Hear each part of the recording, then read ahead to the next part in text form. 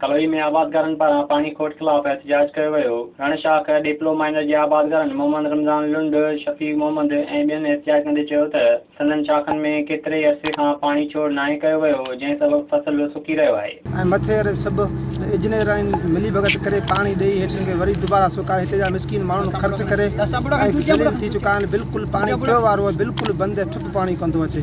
असां वज़ीर आला सिंध खां मुतालबो करियूं था, हाई कोर्ट खां ऐं वज़ीर आज़म इमरान ख़ान खां मुतालबो करियूं था त रणशाख वारा पुछी विया आहिनि, इंसाफ़ कयो पाणी ॾिनो वञे। असांजो हिकु भेरो ॿीहर पाणी जेको मिस थी वियो आहे, हिते माण्हुनि जो लाखों रुपया नुक़सानु थियो आहे।